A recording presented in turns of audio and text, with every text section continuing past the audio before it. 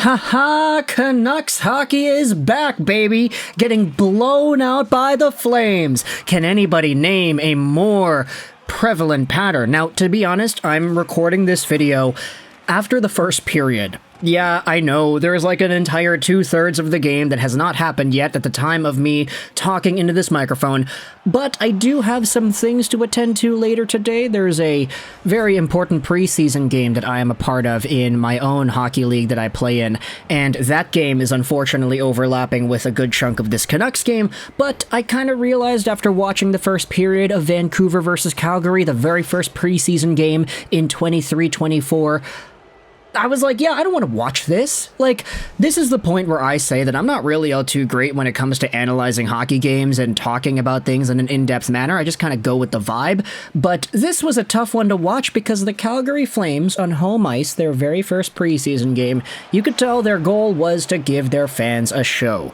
And that's not a bad thing. But in the process of doing that, it means they ice a lineup that includes the names Chris Tanev, Noah Hanifin, Jonathan Huberdeau, Nazem Kadri, Jacob Markstrom, a good chunk of their normal freaking roster. Meanwhile, the Vancouver Canucks come out here with pretty much the Abbotsford team. Like, okay, I could understand this is what they're aiming for. You know, the main guys, Petey, Brock, Hughes, Miller, they didn't want to subject these top players to the travel from Victoria all the way to Calgary the next day. Fine, send the B squad if you like, send the Abbotsford squad.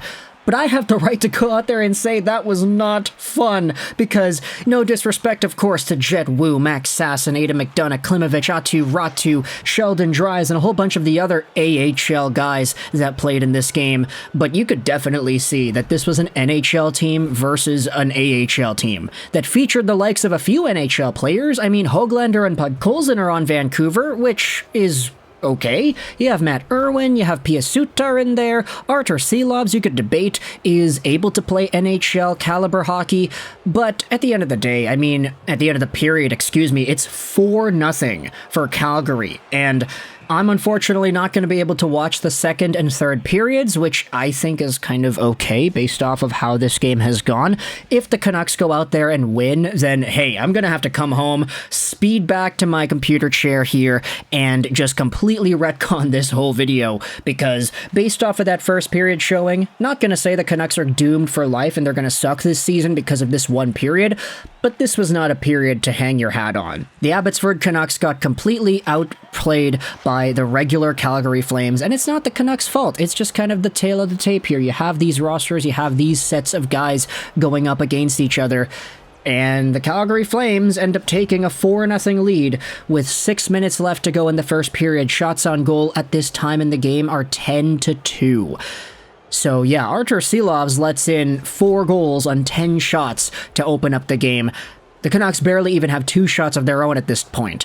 Now, Silovs made a few good saves, I felt. He had a few moments where he was down and sprawled out, making the saves and getting his feet wet into NHL action, which was nice to see. I thought that Nils Höglander, in the limited sample, had a few good rushes. Vasily Podkolzin was starting to take a bit more charge in this one period that I had watched compared to the last season's worth of play. And I know it's kind of ridiculous when you say it like that.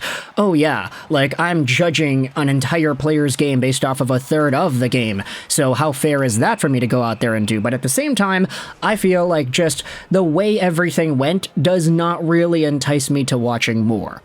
It's fine. For Calgary Flames fans that are tuning in, I guess we can go over the goals just to toot your ego and just to fill out this video's watch time a bit longer. But the first goal of the game comes 3 minutes in, and it's a really unfortunate play for the Abbotsford Canucks. It's Jordan Osterley on Calgary who takes a long shot from the blue line. It deflects off of the stick of Sheldon Dries and pinballs off the skate of Jet Wu right through the 5-hole of Artur Silovs. A completely innocuous play off of 2 Abbotsford Canucks in front, and it pots right into the goal. 1-0 Calgary. Jet Wu then gets himself a penalty a minute later, so great showing for him in the first few minutes of this game. And again, I'm not going to say that Wu is an eternally damned player because he had a penalty and a goal against in his first few minutes of action here, but it was just a really unlucky set of events. He goes to the box, and the Calgary Flames score after the power play ends. Rathbone and Irwin lose a puck battle in the corner. It goes back to the point, long shot, rebound, and it's Matthew Coronado, good young prospect, who is able to pot the puck in behind Silovs to make it 2-0. There are a few other power plays and penalties tossed around there. Klimovich to the box, Kadri right after. The Canucks then have Max Sasson go to the box too. This is not a good shift for Max Sasson. The guy kind of gives the puck up in the corner of the offensive zone and then takes a pretty rough cross-checking penalty after.